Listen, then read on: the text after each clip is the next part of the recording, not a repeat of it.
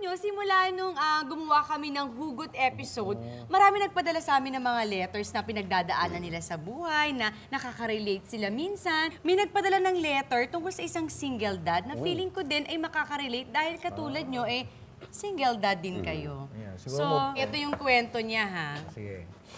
Naging kami ni Angela noong college kami.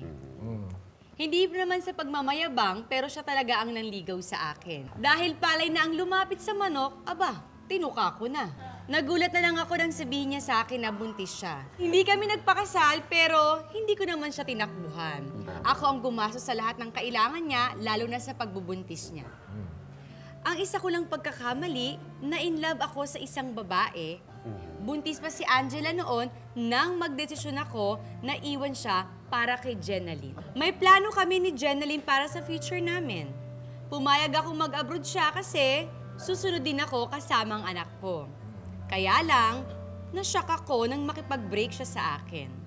Itong February lang, bigla siyang tumawag. Hindi na raw niya ako mahal. Gusto daw niyang magmahal na walang extra baggage. Kumbaga, walang anak. Hanggang ngayon, hindi pa rin ako makamove on. Tutuloy pa rin ako sa Dubai, susundan ko siya, bahala na kung ano ang kahinat na nun pagsalubong ko sa kanya. Medyo mabigat to, no? Correct. Anong ma-advise niyo sa kanya? Huwag na. Nagdesisyon na siya, dapat magdesisyon ka rin for yourself and for your daughter. Daughter ba or son yung nasa kanya. Kasi hindi naman matatapos ang mundo mo sa isang tao lang. Tsaka pagka sinabihan ka na ng hindi ka mahal, mas malamang meron na siyang iba. Ganun ba palagi? Oo, yun Hindi ba pwedeng nag-iisip lang siya na, ay, na-confuse ako kasi ang sinasabi niya sa kwento niya, parang gusto niyang magmahal ng walang sabit. Kumbaga walang anak. Pero kasama kasi yan eh. Pag minahal ka, buong buo. Oo. Di ba pagka mahal mo, parang walang Mahalin mo diferensya? lang, oo. Walang diferensya. Kahit mabaho hininga niyan, ibang-baho Tatanggapin mo ka lang. yan. Di ba? Talagang kakalikan mo yan. Kahit ang Sarap baho naman niyan. Pero Walang pagka, limit. di ba, pagka hindi mo mahal, ang dami mo na ngayon bubusisiin. Kasi ang bottom line nun, hindi mo siya mahal.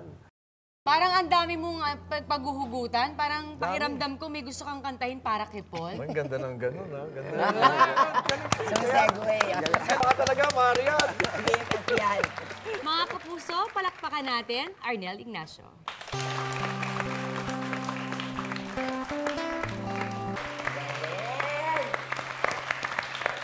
Para mas makilala natin sila Arnel at Mamu bilang mga tatay, kailangan marinig natin ang kwento ng mga anak nila mismo. Looking with the single dads, Arnel and Mamu sa pagbabalik ng Yan ang Morning! Yan ang Morning! Welcome back sa Yan ang Morning at syempre kasama pa rin natin si Mamu at si Arnel at this time kasama ng mga anak nila. Bay, ano masasabi mo kay daddy mo na cool ba siyang dad? He's strict, very disciplined siya. Pero basta wala rin sikreto. Ayaw niya yun. So, ibig sabihin, lahat sinasabi mo sa kanya? Meron yan secret. So, syempre, I learned na talagang ayaw, as in Kasi ayaw na. nararamdaman ko eh. Matalas ang pakiramdam ko eh. Oo. Napapansin ko pati kung bakit parang iba lakad nito? Sa situation nyo namang dalawa, Si Daddy, strict din. palagay ko nga. Oo. Hindi siya yung cool naman siya. Pero sa sarili niya lang, sa akin hindi siya. Ibig sabihin, naigpit siya sa'yo. Oo, ganun siya. Pero nasa lugar naman, yung usual po ng dad. Kayong dalawa, dumating ba sa point na minsan sa paghihigpit nilang dalawa, nasagot nyo na? Ay, opo. Oo, nasagot ko na yan. And I learned talaga na wag na lang ganon. Bakit mo nga kailangan sagutin si Papa? Bakit di na lang ako nakinig? Mamu, bakit napaka-protective mo kay Eliza? Dahil ba nandito ka sa industriyang ito at nakikita mo din yung mga... Oo, sinabi ko naman sa kanya yun eh. Parang nung nag-starstruck siya, sabi ko, careful ka lang dyan. Marami namang mabait na tao dyan. Pero marami rin medyo sablay dyan. So, bahala kang protektahan ng sarili. But I'm always here